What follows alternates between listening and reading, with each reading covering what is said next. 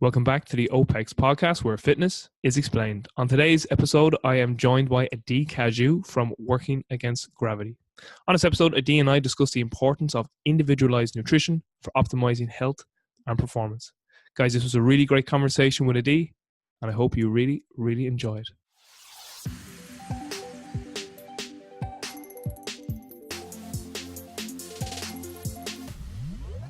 Okay, Adee, we are recording, rocking and rolling, as I say. Thank you so much for making time to come speak to me today. I really appreciate it. I know you're super a busy person with everything you've got going on in your life, yourself and your superhero husband, Mike, who's another great man who hopefully will be communicating again tomorrow. But Adee, just for any listeners who may not be too familiar who you are, give us as much of your background as you'd like. Oh, my name is Adee Cazayoux. You already said I'm married to Michael Cazayoux. I live in Austin, Texas. I'm born and raised Canada, so I only moved to America 3-ish years ago, roughly. I own a company called Working Against Gravity, started in 2014, and we do one-on-one nutrition coaching. It's very hands-on, personalized coaching to help people find whatever nutrition program that they're actually going to stick to, what makes them feel best, perform their best. We work with anybody from CrossFit Games champions all the way to my mom, or really just anybody who's looking to make any type of nutritional change in their life. And that's what I've been doing for the past 4 years.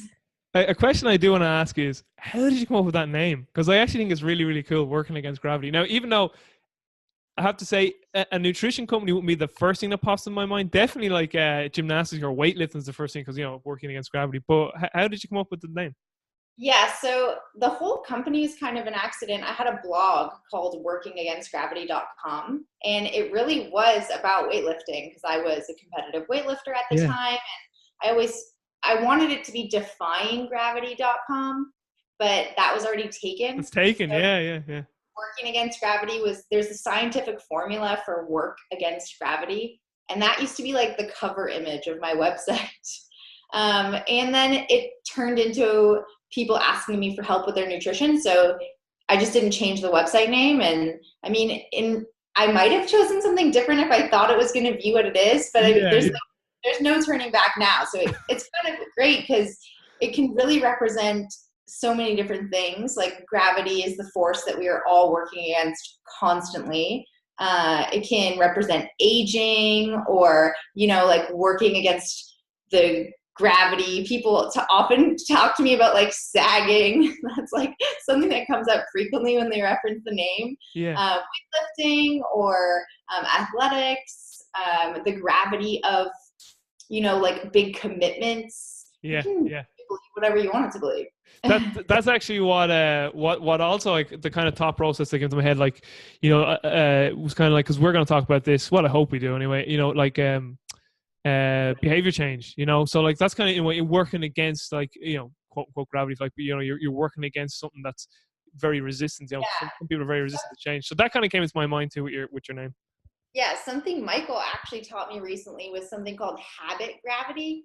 It's like when you start a habit and then you're getting with the habit, and then you're really motivated at the beginning, but you just passed that phase of where your motivation is kind of lacking. Like you don't have that initial, I'm super pumped to start this new thing, and then habit gravity sets in where your like body wants you to go back to what your normal used to be. So it's like this habit gravity that pulls you back.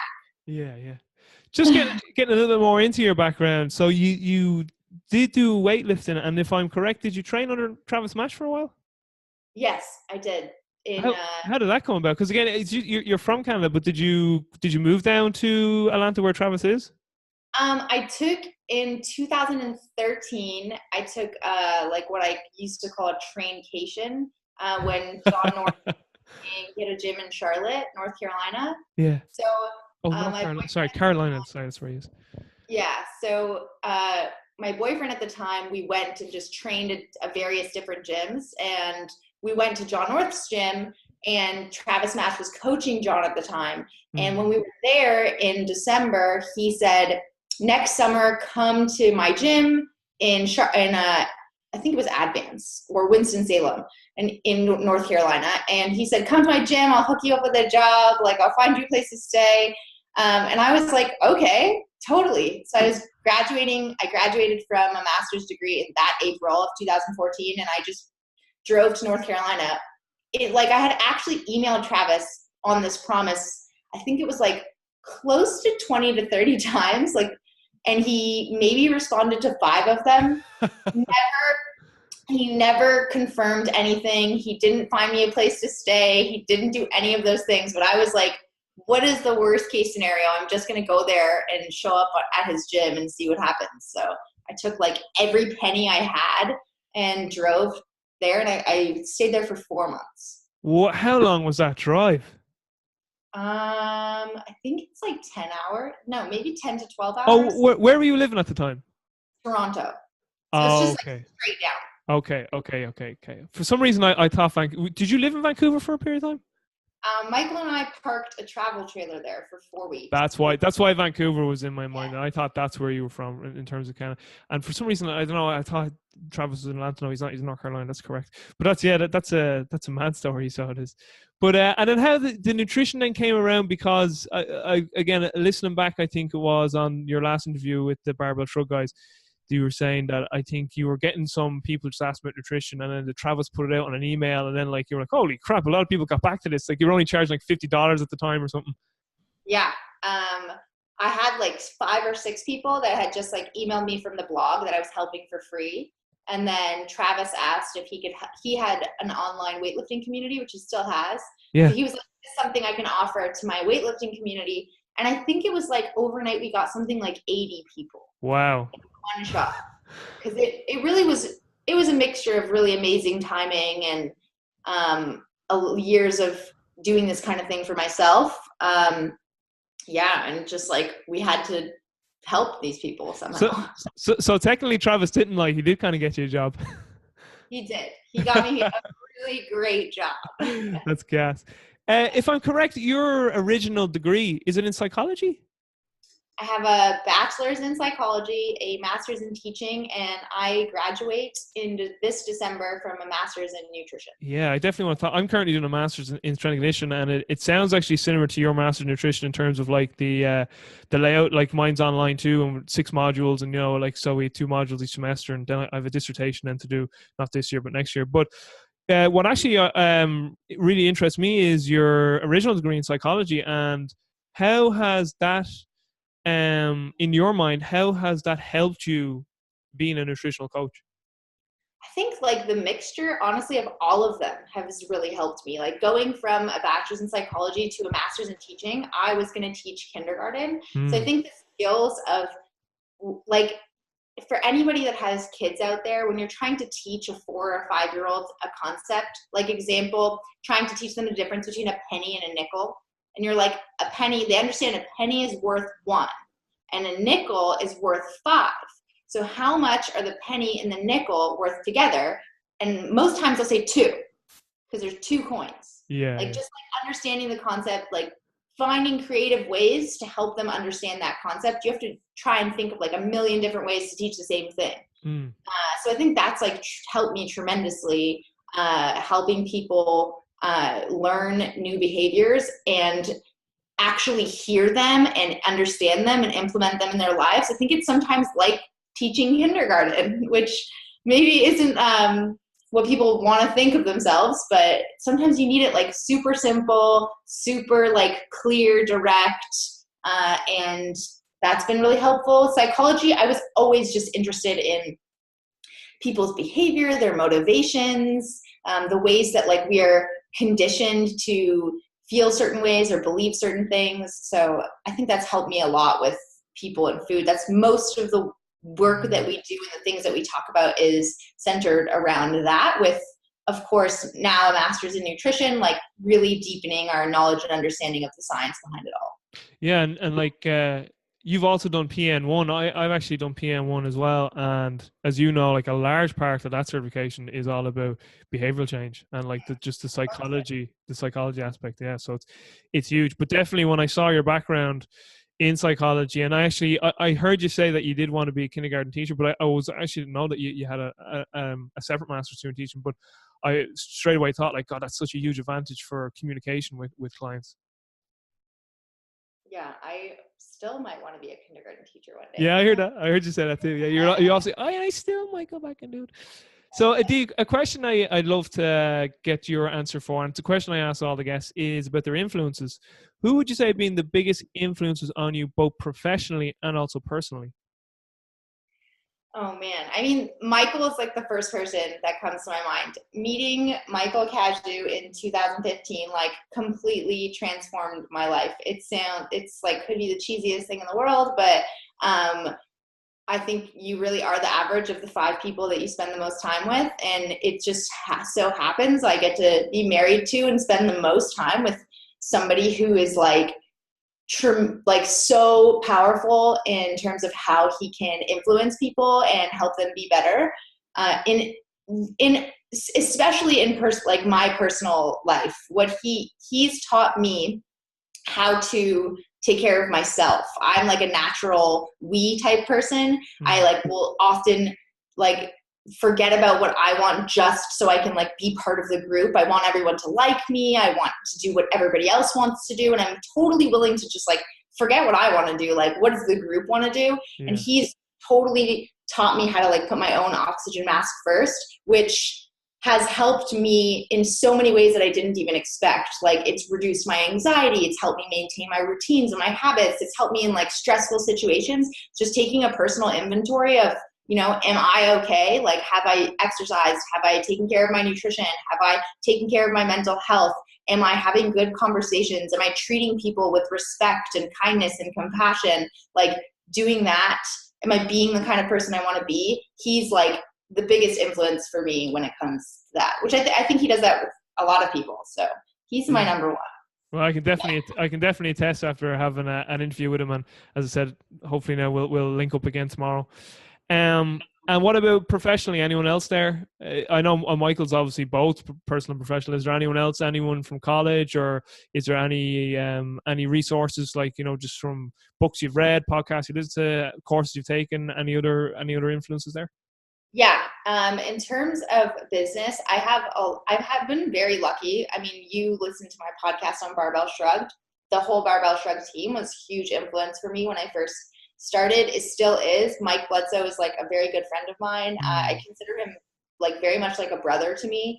He's like, we definitely are very close, and he helps me a lot if I ever need. Doug Larson is the same. Yeah. I also have a business mentor. Her name is Annie Hyman Pratt. She used to own Coffee Bean and Tea Leaf, that like coffee franchise. And so she's helped me a lot. I'm a part of a bunch of different mastermind groups. I have like seek so many different influences and mentors and people for feedback in terms of business, because I feel like there's just so much that I don't know. So I really, I seek it out a lot. I love Tim Ferriss. I read all of his books. If you love business and you haven't read The 4-Hour Workweek, it's like a really great like perspective mindset shift. Don't necessarily have to only work 4 hours a week. He lives in Austin. I've met him before. He doesn't work 4 hours a week. So it's really not about only working 4 hours a week. It's like just shifting your mindset to what are you doing that's not like a valuable use of your time. Yeah. I actually personally really like Tim Ferriss as well. And just want to go back to one point you made there about putting yourself first. It always reminds me of that Paul Chek saying. Paul Chek has a saying, he's like, if you don't wear it, you can't share it. So basically, like, if you don't love yourself first, how can you give that away? So that's something that really resonates with me. And as you were just talking about, you know, putting yourself first, that's what resonated with me. So Adee, you know, you're very busy with your own company, your own business. Let's talk us through WAG's Working Against Gravity. How does the whole operation work in terms of, you know, let's say I want to work with Working Against Gravity. How does that go about? So take us through like the whole induction process. How do you assess clients? And then how do you formulate individualized nutrition plans? How do you monitor it? Like basically how would I, as someone who wants to work with Working Against Gravity, how would that work? What would I expect? What would that look like? So the mic, as they say, is yours. It's actually evolved so much over time, and it will continue to evolve. I mean, I like to say things like, what percentage of 100% are we at? 100% being like, we are the best we could possibly be. I think we're like currently at like 30%, and we will continue to get better and better in offering the best service possible.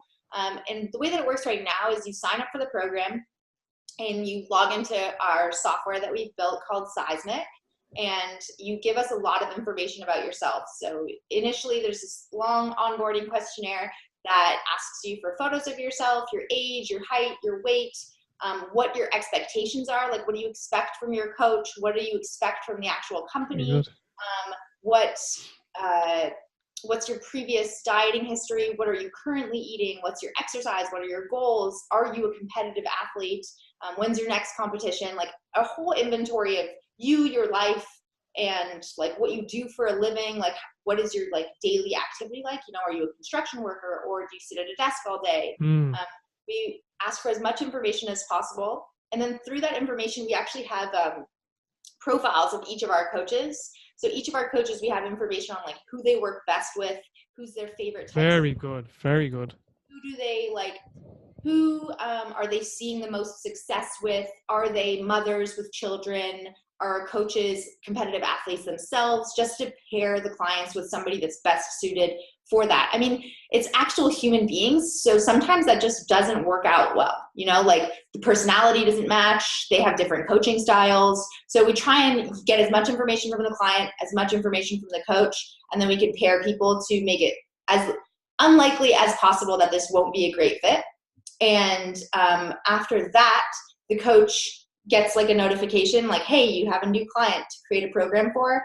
They read through all their information. They have, all of our coaches have what we call coach supports. So there's 3 or 4 team members that they can use as resources to make sure that they're like if they have any questions, to be any checks and balances, like, hey, do you think this is a good starting point?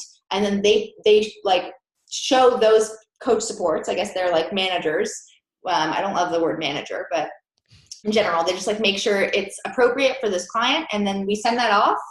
And then that's when the client really gets a ton of information.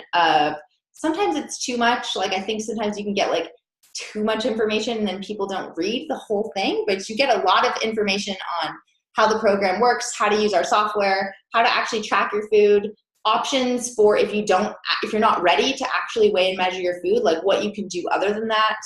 And then from there, you begin your relationship with your coach. So that initial starting point is a good guess as to what is going to work best for you as an initial starting point. And then every single week, you have a formal check-in with your coach. The software walks you through every step of the way of asking for a mood inventory, a stress, energy, hunger. We're going to incorporate some sleep, some hydration, some menstrual cycle tracking, alcohol, eating out, notes on each day of your logs, what you ate. If you use MyFitnessPal, we can actually like see the foods that you've been eating in a day. And then from that information, your coach gives you back resources, strategies, makes any adjustments that they feel is necessary, helps you define what the next like short-term goal is for you to start making the changes that are necessary to get to whatever your ultimate goal is down the line. And I think that's most of it, but I'm sure there's pieces. I mean, you also get emails right to your inbox just with like general information. We really want to help educate people on their nutrition. We want you to leave our program feeling like you got a really good education on your own nutrition in general, and feel confident to make food choices for yourself.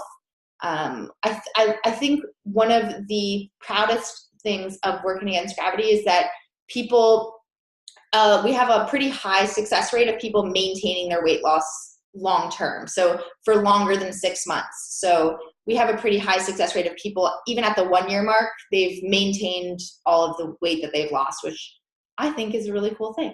Yeah, big time. That really sounds like a very, very comprehensive system. And can I just ask, in terms of this system of pairing up like the client with you think who would be the best coach for them, was that something that you yourself, like, I want this in the system, you know? And is that something that maybe came from your psychology background, in terms that you knew how important, maybe, because one of the most important things for any relationship to work, whether it be between just two people or between a manager and a team of players, is trust. You know, trust is massive in any relationship. So it strikes me that like trust is something that you really, really appreciate. And even just hearing that, like, you try to, as best as you can, match up your clients and athletes with who you think is the most appropriate coach. Is that something you specifically looked to get within your system, or was that just something within the system that was built in, or did you specifically want that there? Yeah, I mean, we have an incredible team of people that run the company. I'm not doing this all by myself. So Yeah, I have like, on the leadership level, we have at least 10 people that we are constantly, as a team, looking for ways that we can make this service better. So when I mean, like, we're at 30% optimal value, like, we are constantly looking for how can we make this better. And there are certain times where you have clients that email and they say, hey, can I try a different coach? And if it's not for this purpose of, you know, I just want a fresh perspective, which is totally cool, then we think, you know, how can we make it so that this, like, rarely ever happens? Like, how limit a coach switch, because it creates not a great experience for the client. I mean, it's human error is natural. Like, it's just personalities sometimes don't mesh, and, like, we're real humans and we are trying to keep that human connection as strong as possible. But how can we make it so that those instances are super far and few between? And then naturally, as a team, we were like, well, if we have the coaches tell us who they love to work with, like, a little bit about their life. I mean, it's easier for a mother who has 3 kids to work with another mother who also has kids. They're going to have gone through similar struggles and really understand each other a little bit better. So we really want to pair people that way. Very good. Very, very good. So you work with a wide range of clientele, you know, from your elite CrossFitters to just, you know, your general population. In your opinion, what are the biggest challenges that you see among both the elite CrossFit athletes and then also with the general population? I know it's a very broad general question, but what are some of the common roadblocks that you see in both of those populations? There are, like, so many roadblocks with nutrition. It's such a big industry for a reason. I think it's, like, the stats are, it's 45 million Americans start a diet every year, and only 5% maintain their weight loss long term, which is, like, crazy. Like, that's crazy. So there are, like, thousands of roadblocks that people are hitting, and it's different for every single person. But I do have one that I've been hitting recently. So I'll just talk about it because it's, like, on my mind. But one of the biggest challenges that I think a lot of people that work in this type of industry find is that almost everybody bases their success and progress on the number on the scale or the way that they look in the mirror. And that's it. Like, just, if I'm in the short term, like, when you start a diet program, you're willing to literally run extra miles. You're willing to put in way more effort or energy than you're going to be willing to sustain long term. You do it, like, right away. Like, you go from 0 to 100 really quick. And if the scale doesn't change and you don't look different in the mirror, you're like, this isn't even worth it. I give up. This doesn't work for me.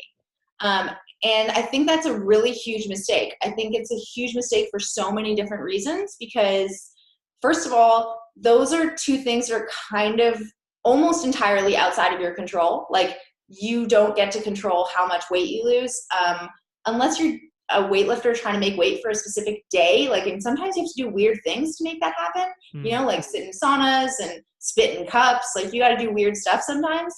But you're kind of, it's not really inside your control what you look like in the mirror and the number on the scale. So you're missing so many ways that you're actually making progress. And if you actually pay attention to more than just those 2 things, like, you know, maybe you're eating more vegetables than you've ever eaten in your life, or maybe that even at the most basic level, you have paid attention to and been accountable to your fitness and nutrition for an extended period of time. Like, that alone is a win within itself, that millions of people are losing that battle every single day. And you're winning. Like, if not paying attention to that is doing a disservice to yourself, because you could be, like they say, the tip of the iceberg is like above the water. Yeah. And like, you could be like just about to poke through the water and then you give up. And it's like, well, nobody can tell you how long this is going to take. Nobody can tell you any of that, but I can assure you it's going to take hard work, discipline, and time. And I think a lot of people make the mistake of only wanting validation from the scale and the way they look in the mirror. And it creates this tunnel vision where you miss out on so many ways that you're making progress. And you're absolutely crushing it, even if the scale's not moving and the way you look in the mirror hasn't changed in a significant to you way. You're missing out on a lot of ways that you're actually improving and a lot of ways that you can be pumped for yourself. And that is going to create positive momentum. I love the concept of momentum. If where you focus your energy is where progress is going to come. So that momentum will carry itself to eventually move the scale in the mirror. But I mean, nobody can tell you how long that's going to take. Yeah. I think you probably know this as well as anyone. We're in a society now where just instant gratification is everywhere. So, delayed gratification is a very tough thing for a lot of people. And if they're not getting some type of instant result, it can be hard from motivational standpoint for some people. But again, I suppose that's where something like working against gravity is great, because if you have a coach there that you can communicate with, they are obviously there to help you stay on track. I completely agree with you. Yeah. They can point it out to you. They'll point out to you, hey, you've tracked your food every day. Yeah, exactly. You've never done that before. Or how long did it take you to get to where you are now? Yeah. Think about how long that it took, how many years of on and off diets, or how many years of not even paying attention to your health at all until you got here. And now getting frustrated that it hasn't happened in 8 weeks is really, sometimes it makes me sad to be there's so much going for you right now, and a 1 pound fluctuation on the scale just ruins your week. It's definitely something that I think most people could work on. Yeah. Again, from a coach's standpoint, I think they're great opportunities to educate the client. Listen, a pound, you could lose 3-5 pounds in a day. With just what you could take a poop and lose a pound. Oh, absolutely. Yeah. So it's just I'm just going to plug in my laptop here, but it's just again, another opportunity to learn and again, help the client. And yeah, I completely agree with what you're saying there. It's all part of the journey. It's all part of learning. And again, working with a coach can only help on that learning experience for the client and the athlete. In terms of, I'm sure you're aware of, I know Eric Helms was on Brute Strength podcast with Mike. So I'm not sure where you are with his work and his nutritional hierarchy, where he has in terms of body composition changes, the most important things are energy, macros, micros, timing, and supplements. Do you, at Working Against Gravity, do you have some similar nutritional hierarchy that all your coaches work off as a template? And then obviously the individual piece comes into people's food preferences, their lifestyle, their life habits, their meal timings, and whatever fits in around their life to make them stick to the best nutritional plan for them. But do you sort of have a principal hierarchy that the company runs by?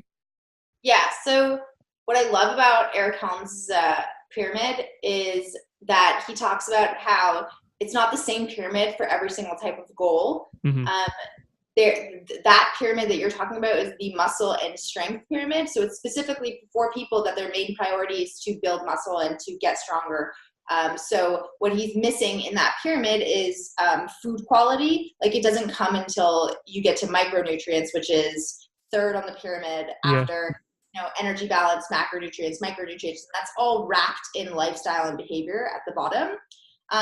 And our majority of our population is looking just to be fitter. They want to get stronger and perform better, but most of them are not trying to compete at the CrossFit Games, and most of them are not super crazy elite level competitive athletes. So our version of the pyramid, right on top of energy balance, would be food quality and food choices, making sure you're making the best choices, eating as much whole foods as possible, just at least paying attention to where you're getting your food from, limiting sugar, processed foods. So that's just right underneath macronutrients. I think that's a huge step in the right direction for anybody who's making a nutritional change. Mm.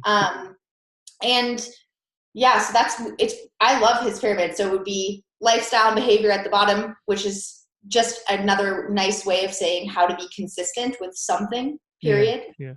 Then energy balance, food quality, macronutrients, micronutrients, timing, supplements. So that would be like a modified version of his. But I think he would probably say it's like the same for him for general population, healthy people that are just looking to be fitter and It's better. fun. Yeah, it's funny you say that because Renaissance periodization, so like Mike Israetel, Nick Shaw, James Hoffman, and the Melissa Davis, all the crew there, and they've a huge staff now, but they're the four guys that come to my mind, three guys and one gal. But they have their own hierarchy, and then their hierarchy that they brought it was for just purely body composition changes. It was very similar to Eric's, so it was energy and energy, it was macros, it was timing, food quality, and then supplements. And then Eric's one was the same, except he had, so again, energy, macros, micros, timing, supplements. And I'd actually emailed Eric to say, would you change that if that was for purely health and wellness? And he said no. He said it would be the same. But now, yeah, he did now. But now, just that was about a year and 2 years ago. So he could be like, actually, I would. And the reason I asked would he change is because RP came out with their health version, and their health pyramid's different. Their one is like you just said. So RP's one was energy, then they had food quality or food compositions they call it. Then they had their macros, timing, and supplements. So it was just that. That's why that came to my mind. I was like, oh, I wonder what Eric changed the one. Yeah, he was just on the Root podcast, and he did say it would be different. So maybe because in fairness, in the email exchange I had with Eric, he would say like he'd be under the assumption that you are eating the best quality food already with that pyramid, whereas the RP guys weren't saying that. Kindergarten teacher, we can't make assumptions that they are eating the best quality food. Simple. Direct.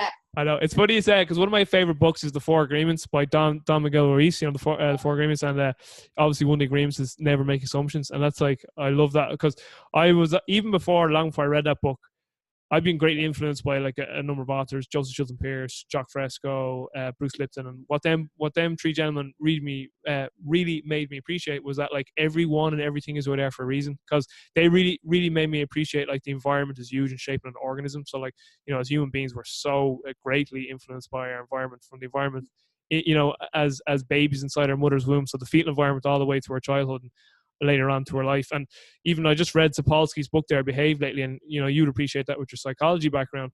You know, he talks about like the frontal lobe, because like that doesn't really like solidify till like we're 25, and then obviously like our brains don't solidify because we've got neuroplasticity till the day we die. But he basically like the frontal, your frontal cortex is like the most influenced part of the brain in terms of environmental influences. Like he's like that's really shaped by environment, like. And so like I always was like always wanting to know like why. I always had an appreciation for like everything and everyone's way there for a reason. So I always wanted to you know, always ask the why. Mm-hmm. And why was I on that point? I was going somewhere with that. You were saying something about, oh yeah, never make assumptions. Sorry.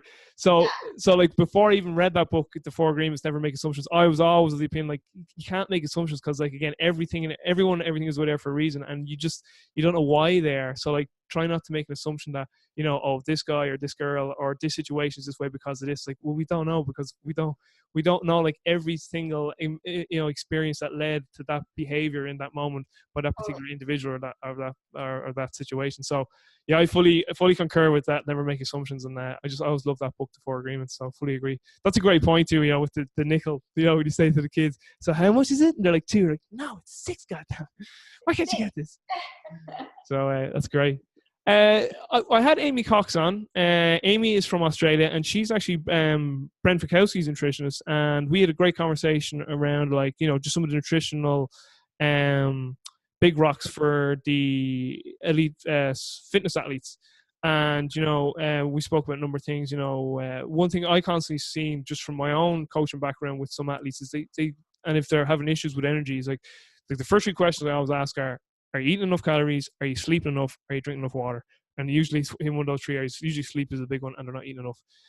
What would you say, like, so going back to maybe more the elite athletes now, what are some of the biggest issues you've seen so far in your nutritional coaching career when it comes to some of the elite performers? Like, are you seeing things like just not eating enough, afraid to eat carbs, or like what are you seeing there? I think I have a little bit of a unique perspective, I guess. Now, most of the athletes that I've been working with for 3 years. Wow. So what we work with on now is not the same as what we had been focusing on 3 years ago. So like Katrin, Brooke Wells, or Camille, I've been working with them since the end of 2015. So now, like, our biggest struggles are the fact that they're more famous than ever. They're getting more opportunities than ever. I mean, even with the changes in the CrossFit Games season, like, the travel expectations are just significantly changing. Whether they're going for a specific, what do they call, appearances or events for different sponsors, like managing how to still focus on keep making your sleep and your nutrition and your training a priority, while being respectful to people that are, have you there for a reason, and being a good example and a great sponsor so that they can maintain the lifestyle that they've created for themselves. So that's like the biggest thing that we're managing right now. And then with all the changes in the CrossFit season this year, it's like a lot of motivations have changed, and just trying to like feel like we're in a routine, getting back to training, like know how the training season's even going to go. I think it's a little bit has changed since all of those changes happened. That's a great point too. That their nutritional requirements 3 years ago, when they first started working out, obviously are going to be very different to what they are now. Just like their training, it's just like the development of their careers as fitness athletes. Obviously, what they needed to work on from a physical aspect is obviously going to be very different 3 years down the road. So similar to their nutrition. And just kind of on that point too, do you periodize the nutrition of your athletes, like just like with their training, in terms of certain training cycles or coming into certain competitions? How important do you see, the periodization of nutrition? So, like, let's say someone might be working a little more on like a work capacity cycle, or someone might be doing more of a strength block. Does that impact the nutritional recommendations you make? Yes, for sure. Definitely. It depends on who they are. Like, if somebody's going through an injury and they're managing recovery for an injury, they're training a little bit less, changes, or they're primarily only doing a specific type of exercise, like if they have an injury that keeps them from lifting weights or things like that. Or you have an athlete who's focusing right now on getting as strong as possible, making sure their nutrition is optimized for getting as strong as possible, as well as like keeping them slightly on the heavier side so that they can have everything that they need to build muscle. Like playing around with surpluses at certain times of the year, deficits at certain times of the year, and just making sure that they're being consistent. Sometimes timing is more difficult if they're like traveling all over the time, but just making sure they're getting enough.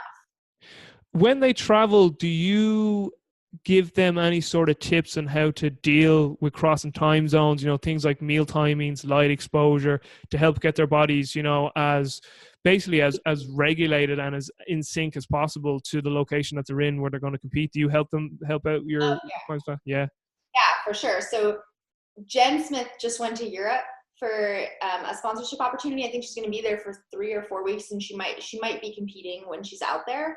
And the main focus in our last conversation was, how do we get over that jet lag as quickly as possible? So whether it's having coffee can like postpone sleep for you for a little bit, so you can get on the same schedule as the time zone that you're in, making sure that your rooms are dark or cold, or creating some level of routine so that your body understands, it is sleep time. Getting outside in light so that your body knows it's not sleep time. Getting through that, like, sleep, I think, is so, so important. And not just like getting sleep, but good quality sleep. That's like the biggest part of our conversation, aside from like having a good time. Like, she should definitely have a good time while she's out there. But definitely getting through the jet lag, getting adjusted to the time zone change. And then the next thing when they're traveling is like, what are the food options that are even available? Like, her options over there are way different than her options are over here. She's significantly less control. So just managing decisions around that. Yeah, definitely. Big time. So it's fun. I traveled to America there last month. I went to Indianapolis. I was at a 3-day course, and when I travel, like, I'm very conscious about my light exposures and meal timings, and yeah, I definitely concur with that. I think what's a very important aspect too that a lot of people may not appreciate when it comes to like just your sleep when you travel is, as you just mentioned there, like getting light exposure, particularly like, you know, if you can get up early AM sunlight, and that really sort of starts to reset your circadian clock, because, you know, it's because at the start of the day you're basically building up your sleep pressure for that night. So if you can get out in AM sunlight, it's very, very important too, just for the regulation of that sort of circadian rhythm. But yeah, it's an area I think a lot of people are starting to appreciate more. You know, like athletes crossing time zones and stuff like that. I know, like in the NFL and the NBA for the last few years, it's something that the teams will work out. You know, when they're crossing like the time zones, going from like East Coast to West Coast teams. So it's interesting too now with the CrossFit athletes, because so many of them now are traveling to Europe. Like they're making big travels, and you know, so, and obviously there's a gentleman called Greg Potter. I'm pretty sure it's his name. He's been on there's a podcast. I'm not too sure if you're aware of, Sigma Nutrition. You know, aware of that podcast? Mm-hmm. Yeah. So Danny Lennon. Well, Danny's Irish, so I'm very good friends with Danny. And but Greg was on that, and you know, he speaks a lot about chronobiology. And in one of his interviews with Danny, he spoke about, like, you know, so obviously there's central circadian regulators, the big one being light, or like light and dark cycles and light and dark exposures. But mealtime is then be more like peripheral things. So he's like, they're obviously big things to get in place too when you go traveling. So yeah, I think more people are starting to really appreciate like how they can sort of do these, like, you know, some people will roll their eyes when it says, but like these biohacks, if you like, you know, when you go traveling, you know, to try and get yourself in sync as quick as you possibly can. Yeah, I mean, you've been working with somebody for 3 years. You'd hope that they have like a lot of the basic building blocks down. Yeah.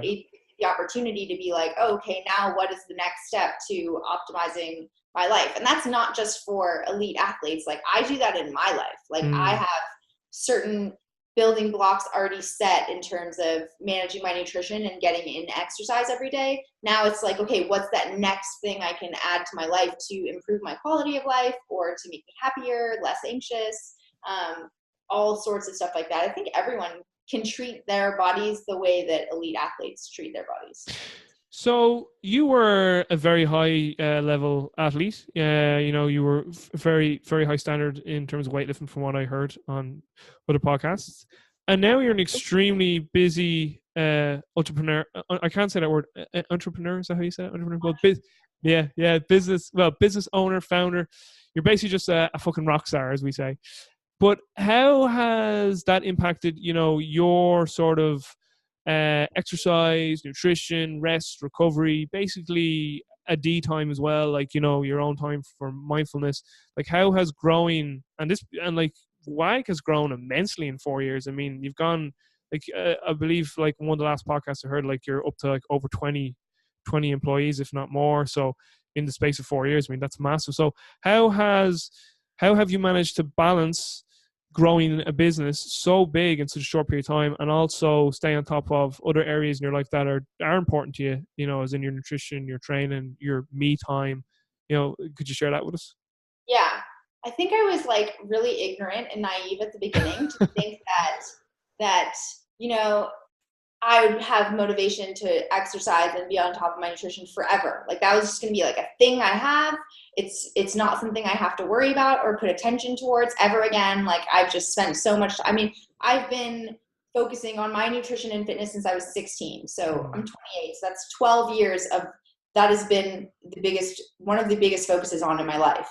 And the big like shocker was when I stopped competing in weightlifting and I realized, oh, it's just not like, I don't happen to be one of those people who's like innately motivated to go and work out. Like if I don't have an external motivation in some capacity, whether it's like a weightlifting meet or a coach who actually cares if I'm going to go to the gym or not, or a workout partner or some level of accountability to get me to the gym, it's really easy for me. Like I said at the beginning, I'm a we person. It's really easy for me to just forget about what I need and just do something else, like do more work.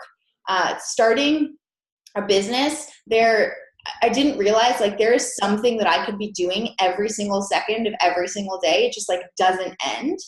And I have this like email disease where I love when my email reaches 0, and it's just like not a realistic thing for me to expect all the time.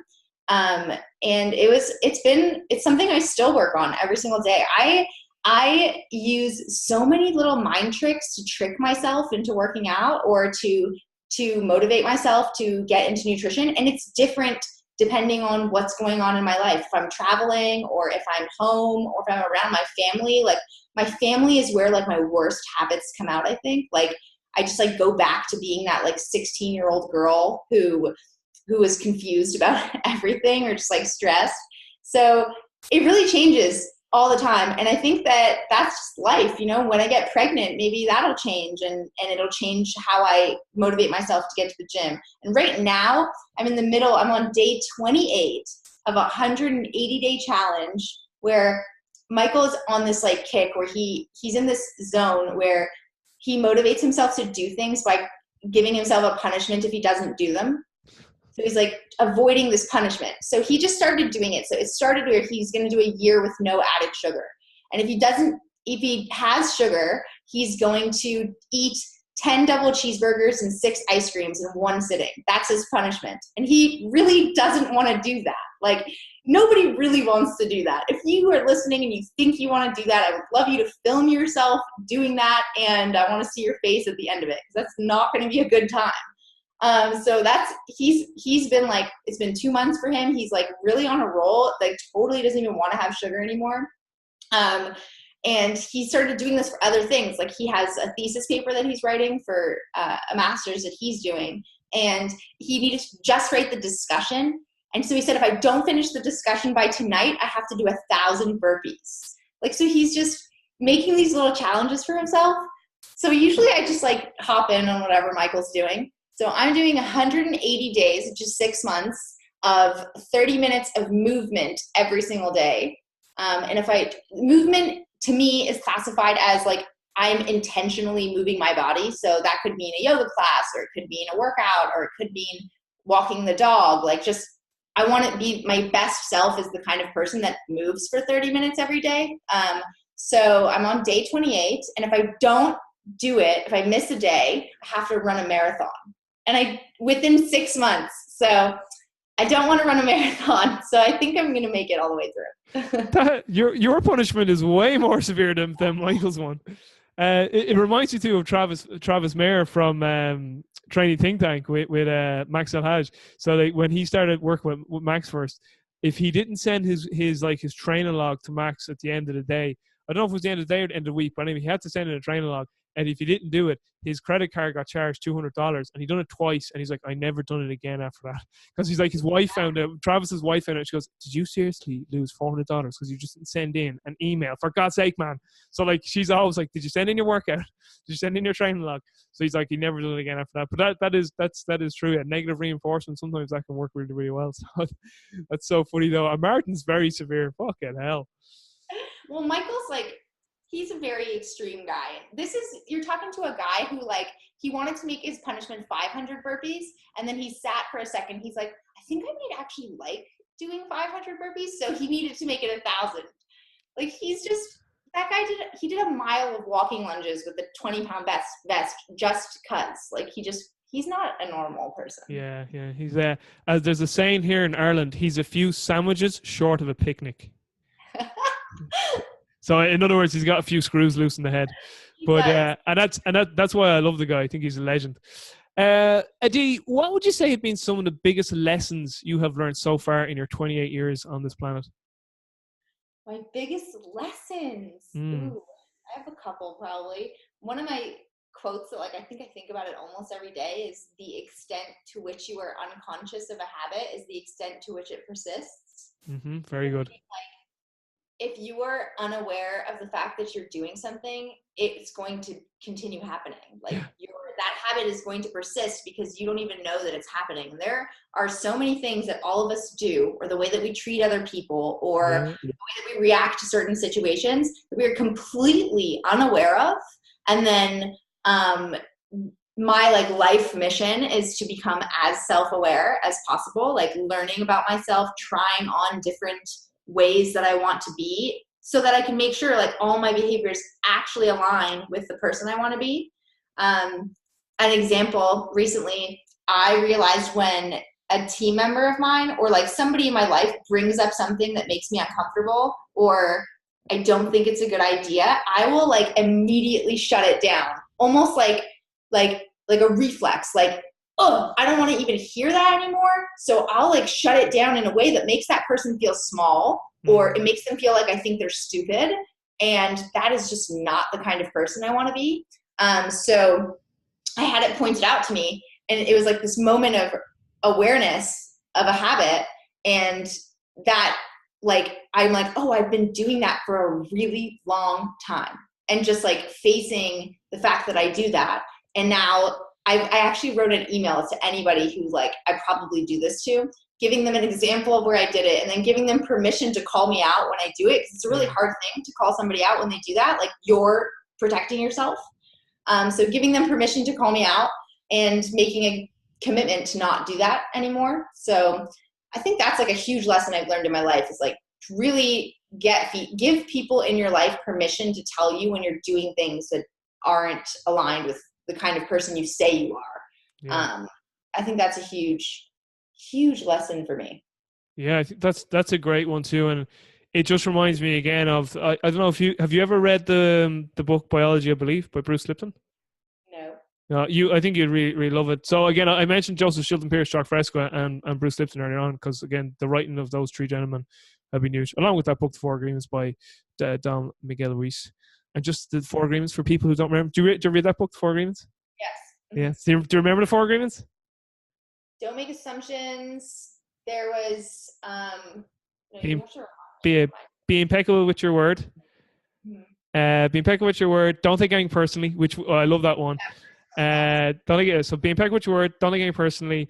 Never make assumptions, and always try your best. But the reason why I love all four of them, but one of the ones I love in Don't Take Anything Personally is that there's a line in it, and he says, taking something offensive is one of the highest forms of selfishness, because you think everything's about you.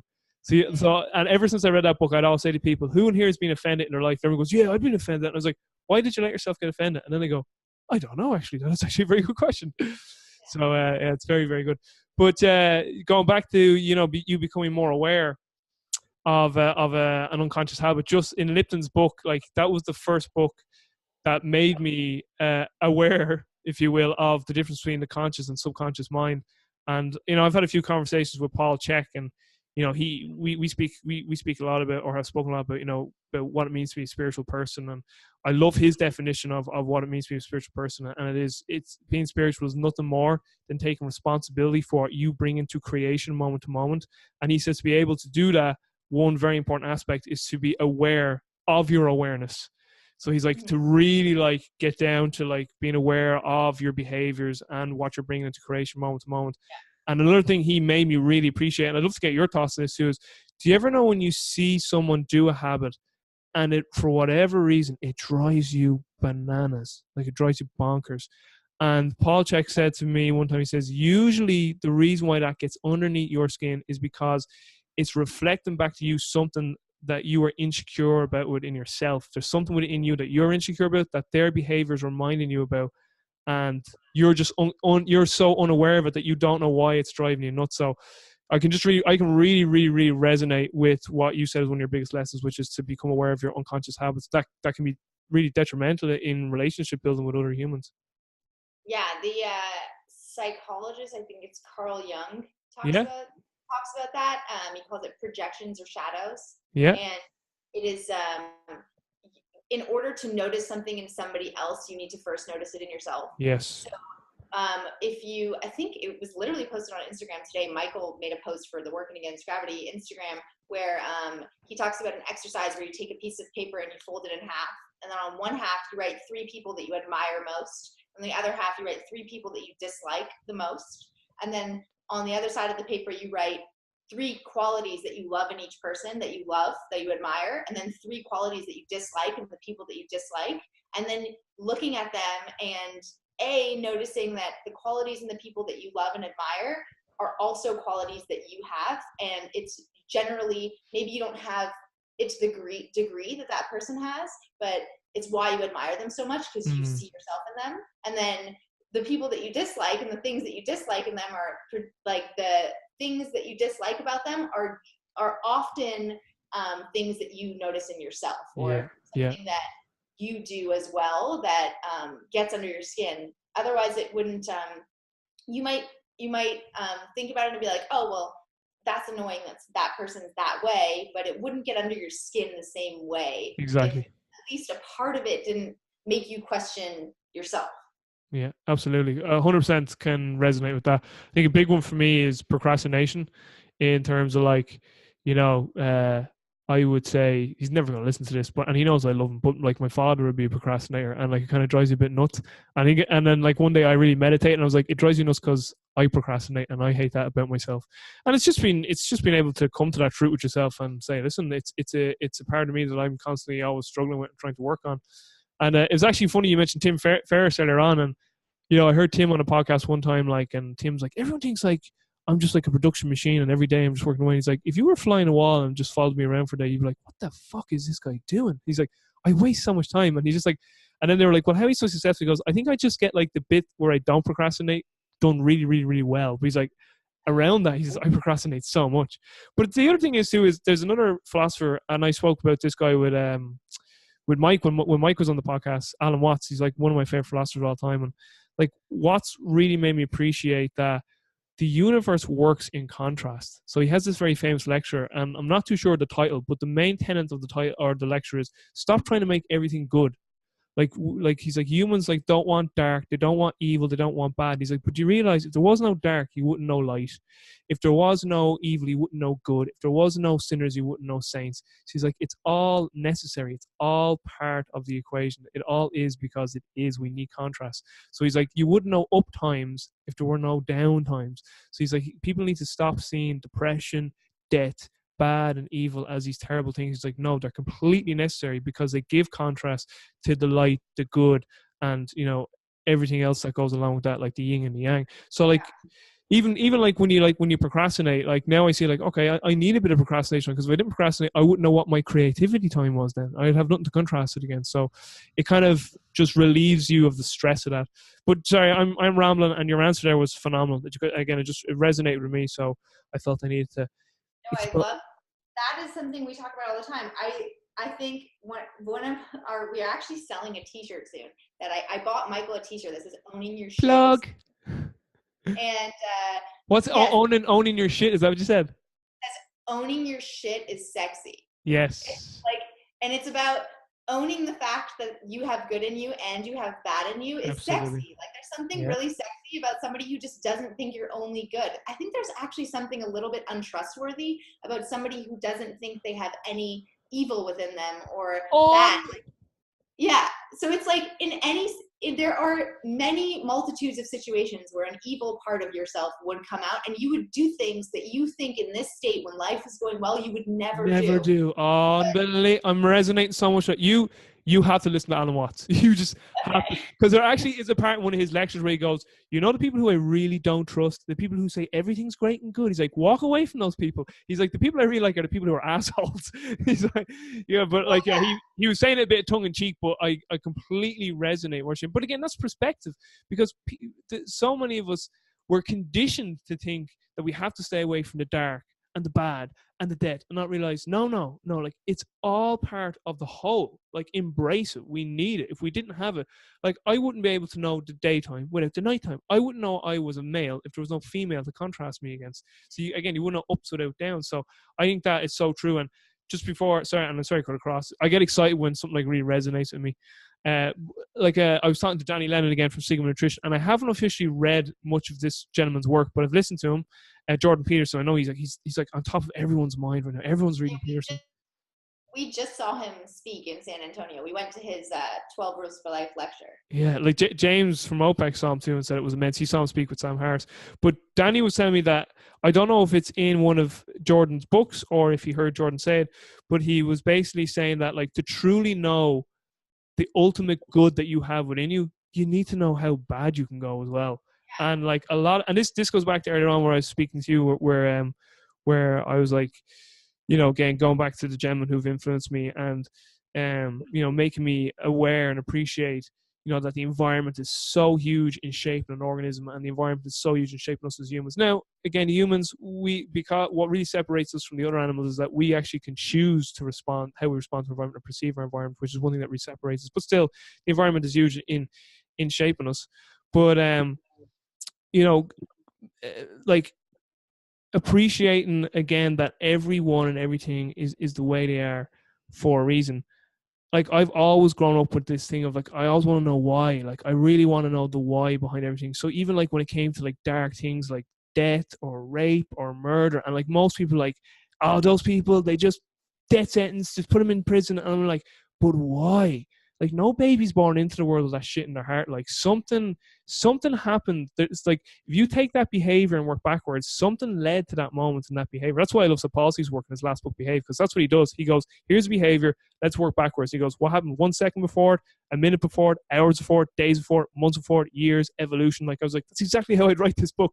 So I already had a bias towards it. But even before I came across the work of those gentlemen, so again, Joseph Chilton Pierce, Jacques Fresco, Bruce Lipton, even like Paul Chek to a degree. Like I always just had this innate like wanting to always know why everything was waiting for a reason, because there is a reason. Doesn't mean what, and this is the thing that needs to be said too. Doesn't mean what they've done should get a free pass. This is another thing too. Like when I always say, this is when I ramble a bit. Sorry, Adee.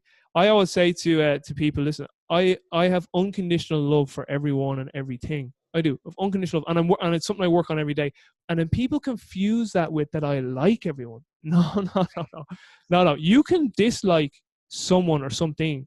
Like you be like, that guy is an absolute asshole. But in the back of your mind, you're like, I understand that he is that way for a reason, and I unconditionally love him for it. I accept him for who he is. Doesn't mean I have to like him or be around him, or if it's a girl, same thing. And again, so I innately always just grew up with this wanting to always know why. And then going back to Jordan Peterson, that resonated with me, where he's like, to truly know your true good, you need to know how bad you can get. And I think most of us, because we're like, don't want to go near the darkness, don't want to go near the evil, we're unwilling to go down these dark holes and try to understand things like rape and murder and genocides, and really get into the mind of like what led those people to get into that mindset, like, and not judge it, like be unconditional and just try to understand. Sorry, but that just resonated with me. You would really, really love all of Jordan Peterson's work. Like, listen to him on Joe Rogan. I mean, he's a very misunderstood human. So like people have taken a couple of his quotes and like twisted them to mean that he's a certain kind of person. But there's a lot of very, very interesting and powerful things that he says and believes and has written in his book. But I think if you really take a second and think about the people that you love and admire the most, those people share the good and the bad in themselves. Absolutely. They own that. They own that shit. Yeah, own that shit. Owning your shit is sexy. That's gonna sell, baby. That's gonna sell. And it's like it is there's something very very attractive about somebody who owns both. There's something like, if you're not sharing all of the spectrum of emotions, you know, like the bad, the good, the angry, the jealousy, all of it, it's like a natural instinct to be like, they're hiding something. Like, you're not showing me all of you, which you're not authentic. Trustworthy. Yeah, you're not authentic. If you're not authentic, you're not trustworthy. James from OPEX has a really great sort of way of putting this. He's like, people can smell that off you. Like, they can smell when you're not authentic. I think a person that Mike and you, because obviously you're Mike's wife. I think two people actually. I actually mentioned one of these people to Mike already when we spoke last. But two people you guys would love to speak to are Pat Davidson. It was like my brother from Nunmery. He's a legend. He's a PhD, like professor of exercise physiology. Like he's a legend, like just an absolute legend, just a psycho, but like one of these great psychos. You just love him. And then there's another guy called Luca Hocevar up in Washington who owns Vigor Ground Performance. And the reason why I mentioned those two, and the reason why they would get on so well, Mike, is they were former drug addicts as well. Well, Luca not so much, but he was a drug dealer like back in the day, and they openly admit this. Luca's been on our podcast, and like Pat would tell you everything, like down to the underwear he's wearing. He's an open book. But they own that. Like, they own that shit. Like, Luke is always like, you know, you have to be proud of your scars. And like Pat talks about the gifts of it. Pat's like, I would never change my addicted brain. And he's like, because what I done was I changed that from being a brain addicted to gambling and alcohol to wanting to be the best person in like sports science ever that ever lived. And he's like, now I'm addicted to that. And so like they changed the Luke has a great expression. He says, I took the plug that I had in my drug addiction box and I stuck it into fitness. And he's like, now I'm using it for creating good. And he's like, but I owned both shit. I own both sides of that coin. So it just, again, resonates with me. And I completely agree with you, you know, that you need to be able to embrace every party, the good and the bad, and realizing that really there is no good, there is no bad, there just is. It's all part of one whole, like. So Adee, I'm going to wrap up here because I know you're a woman who has time demands, and I want to be respectful. But I have one or two little other questions. If you can give some rapid answers to them, they don't have to be rapid, but they can be rapid as you want. How do you learn? So, and what I mean by that is, there's something you want to know, a specific topic, and you're like, I want to know everything about that topic. How do you go about it? What's your learning style? Okay, I'll use an example so that it can like land for people. I'm currently obsessed with houseplants. Like I just love houseplants. I don't know if you can see, but like I have plants hanging, I have one on the ground, I have another, I think I have 30 plants around my house. Love it. I just love houseplants right now. And taking care of houseplants is like taking care of pets. They are finicky. They need certain types of light. They need certain amounts of water. Certain times of year, you need to take them out and put them in a new pot. But houseplants can last for like 20 to 30 years, which is like even longer, some of them. And I think that that's really cool. Like, it's so cool to have a plant that's been with me my whole life. You know, I really want that. So there's something really peaceful about taking care of a living thing that way. So the way I'm learning about it right now is, one, whenever I have a note section in my iPhone that has each name of the plant, where it is in the house, and the descriptions. Like, I spent time on the internet, like researching care instructions, and I've like, you could do the same in like an Excel sheet. So that's if I'm doing like research for nutrition or for a thesis paper or something like that, I will take an Excel sheet and I will take the topic, and then I'll put the citation in APA format because I know I'm going to have to copy and paste that in it anyways. I'll already have the embedded citation there, so I can just like easily copy and paste it. And then I put the abstract, like a summary of the abstract, and then I take bullet points, and I just have it all in one Excel sheet so I can like easily transfer the information into my paper. So I'll do like a very thorough Google searching of, you know, going through information on the internet and then compiling it in something that's like organized and easy for me to understand. I think one thing that people undervalue, I actually try to organize my stuff in a way that anyone can understand. I think it makes it easier for you to actually absorb the knowledge if you have it in a manner that's like neatly organized. And if you've organized it in a way that anyone can understand, it means that it's like much simpler in your brain. Yeah. If you do it in a way that only you can understand, it probably means it's a little bit messy, it's a little bit cluttered, it like doesn't really make sense, like general sense. Not just, it makes sense to you, yes, but it doesn't make sense to everybody. There's something about it that doesn't totally fit. So I try to organize it in a way that anyone can look at it and like gets it. And then I will go to the actual, they call it a nursery, like the nursery for plants. And I ask questions about it. If I get to buy a pot, I like, do they need a certain type of soil? I ask a bunch of questions. Or if something's going wrong with one of my plants, I'll take a picture of it and I'll bring it to the nursery and I'll be like, hey, this is this plant. It's in this type of room with this type of light. What's going on with it? Like, I ask a lot of questions, and it's the same thing with pretty much anything. I ask for a lot. I reach out and ask questions from a lot of people, like seek out information from people that are experienced in doing it themselves. And also, don't take everything they say totally seriously, but go and look through it on the internet and like make sure I'm getting like a full spectrum of all the information that's out there. You are definitely my type of person. I love that. Just the answer. I'm totally into houseplants right now. Everybody listening to this right now going, what the fuck? I love it. Absolutely love it. Yeah, and you're such an academic too, because you're like, you know, APA referencing. I'm like, hey, that's all I do in my master's too. APA. It has to be APA. I like APA. I think it's easy. Well, I haven't done any other ones. The other one's Harvard that most other people use. But no, that's great. That is actually fantastic. Yeah, to me, like the best way to learn is to teach. Because what resonated with me there was you saying, you know, put it in a way that others can understand. And a way to that is like, imagine you had to stand up in front of a group and teach this so other people can understand it. So it really makes you consolidate the knowledge in your own mind, which I definitely agree with. What would your top resource be to every listener? And what I mean by that is like a resource that you feel will be beneficial to everyone's life. So it could be a book, a podcast, an online course, like one good resource. Apart from WAG now.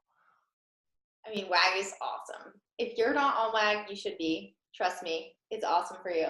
The best resource. I mean, I think this is a really tough one because there's so many amazing resources out there. And it really, a lot of them depend on like the timing of your life. Like, is Yeah. it going to resonate you because it's the right time for you? Very good answer. Yeah. That information. So for me, in the past 5 years, the biggest piece of information that I've read that's impacted my life was Daring Greatly by Brene Brown. But I think a lot of it is because it was like the perfect timing in my life to read that book. Yeah. So I recommend it to everybody. I mean, we always have 5 copies of that book in this house to gift. Like, we're always gifting that book. So I really do think any of Brene Brown's work is very powerful. I think she has 5 books right now. One is called Dare to Lead. One's about bravery. One's about getting back up when you've been knocked down. One's about gifts of imperfection. Another one's about daring greatly. So all of the books are centered around, being a wholehearted person, how to be authentic, how to live your life in a way that notices the good in yourself and notices the bad in yourself. And I think that message throughout all of her books, whichever one resonates for you, where you're at right now, her book completely transformed my life. Yeah, sure. I definitely resonate with that too, because like, as I've mentioned, Bruce Lipton's book, Biology of Belief, like, I would say for most people listening to this, or even like yourself, like if you got, like, because like I'm always like, I'll read that book. Like, that is probably the one book I would give away to most people. And I would feel that like someone like yourself, or maybe some of the people listening, if they read it, they go, yeah, it was good. But the reason why like it was so profound to me was because the time of my life when I read it. Because I've often reread it, like, and obviously, like, I know what the book is now because I've read it so many times. But I'm like, yeah, like, it's nothing amazing. Like, if I was read it now, knowing what I know now, I'm like, yeah, that book wasn't great. But again, it was just because where I was in my life, so I completely agree with that. And that actually brings me to a point too that I think it's really important that we reread books, because again, you're a different person every time you reread a book. So like, you could reread a book and you could take something completely different from that book that you did the first time, and then same to when you go back and read a third or fourth or fifth time. So I think that's a good thing to remind people of, is to reread books. So you actually have answered one of my next questions, was one of your top books. So Daring Greatly. What are you currently reading though? I'm reading the Period Repair Manual.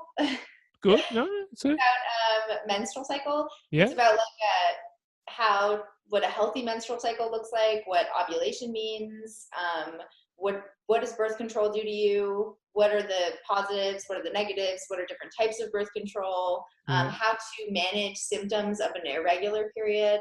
I recently got off of birth control myself, so I'm just kind of like diving into what all that means. There's a really good book by an Australian woman called Jane Bennett. It's called The Pill. Are you sure it's for you? Because I interviewed her on my own podcast a long time ago, mostly 4 or 5 years ago. And, she talks about natural fertility methods, but her book is very good and she's a great resource. And then there's another woman, her name's Victoria Falconer. Am I saying her second name right? I'll send it out to you. But she was in Ireland recently at the Irish Strength Institute Summit, and like that's one of her like main areas of expertise is the menstrual cycle, because she's currently doing a PhD actually in performance enhancement drugs and its effect on female athletes in the menstrual cycle. So she's gone through, like, she was telling me at the seminar afterwards, like, she's like gone back to like literature from like 1930s East German and what they were doing with like the athletes back then. And you want to see the shit she was telling me. It was just like mad stuff. Like, apparently, then again, listen, I don't know how true this is. So like, people could roll their eyes and say that's not true, but apparently, and I don't know the mechanisms why, but apparently, apparently they used to get the female athletes pregnant I heard this. Yeah, for 3 months, and get them to abort then because of like the hormonal boost. That's fucking nuts. Like, imagine. Yeah, I've actually heard that. I think that is true. I've heard that from like a number of different sources, but maybe it's just this like wild rumor. Yeah, you know what I mean? Like, they're doing all that shit in a communist country because the government. I have heard that you get much stronger after you get pregnant, though. I'd like to know the mechanisms of why that is, though, because another thing too that actually I'm interested in, is something I want to look into, is that when a woman does have a baby, rarely do they seem to like get back to their elite level performance. Now, Serena Williams could be an exception to that, but like, even think about like all the female CrossFit champions, if any of those ever had a kid, like, were any of them, like, they're all before. Valerie Boberl has kids. But did she have a kid before she won the games? Well, she never won the games, but sorry, I'm talking about like someone who won like the games. Like, it's just something like, But It's just there's definitely a lot of weightlifters that have had kids for sure. and maintained. I don't know if it's the same for a sport like CrossFit. Yeah. I think it's like actually just strength. But I mean, nobody should quote me on that. That is not No, my not me either. It's just but I do feel from what I've understood, which is like a very, very basic understanding, is that can make you stronger, not necessarily better at CrossFit, which incorporates so much more than just strength. Yeah. It's just, again, it's a thought I've had in my head to see. It's basically like how much of a physiological toll. Like my thought is how much of a physiological toll does having a baby, like, because I mean, fucking hell, it's unbelievable that the resource of kind of like how much of a cost does pregnancy have on your like on you reaching your maximum physical potential. Like, so you have a baby, it's like how much of a toll on your whole system does that have? Because even like if you read like some of like some of the old literature on primitive tribes, like they were, I hate we call them primitive because we call them primitive because they didn't have like technology, but yet they understood like Mother Earth so much better than we ever will. So were they really primitive? Are we not the primitive ones in some ways? But like, they were real, like if you had a child, it'd be like your next baby should not be had for another 3 to 5 years because your body has to like replenish. First of all, you have to breastfeed for the next 2 years or whatever, 3 years, and then they're like you got to like regenerate your body to be ready for pregnancy again. So my thing is that like pregnancy is such like a cost to a woman's body. Like does that take away then from her potential in a sport then if she went back to it in terms of how far she could have went? That's just my thought. Like I don't know. Not to mention it changes your life afterwards, like your sleep, your ability to recover, your scheduling, your time to train. So. And maybe that they're the reasons why, and not so much a pregnancy. Maybe that's the reason why. Because again, the recovery, yeah, it could be that too. So they're just things to think about. Final two questions, if you have time for them. You have only 1 year left on planet Earth for whatever reason. How would you spend that year and why? I love when immortality comes into the conversation. Hold on now. I didn't say you were going to die. I just said you'd 1 more year. You might be going off. Elon Musk could have solved the issue, and you just said, fucking, I'm going to go. All right. But you're never coming back, though. You're never coming back. So it's one of these. It's like this. It's the Starship Enterprise. Like, listen, we're a one-way ticket here out into the stars. I would take my family, like my immediate family, on an epic trip, like the most epic trip ever. Like spend all my money, and we could go on the most. I don't have any kids, so it's not like they're staying if it's within the next year. So I would take them on an epic vacation and spend like as much like quality time with my parents and my sister and my brother and my husband and his family, as much as I possibly can. I just think like they're like the most important to me and the people to me in the world. And I want to, if I was only going to be here for another year, as much time with them as possible. Yeah. I would do a lot of writing to hopefully leave whatever lessons I've learned in the world, like a lot of writing, and just like hopefully that helps somebody. And I would probably cross off like a couple things on my own personal bucket list. So I want to learn how to speak Spanish. So I don't know, the year is like not enough time, but maybe I'd go live somewhere Spanish speaking, so it would be a lot faster. Sorry, the reason I'm laughing is you're like, I'll live somewhere Spanish speaking. I was like, Spain would be pretty good.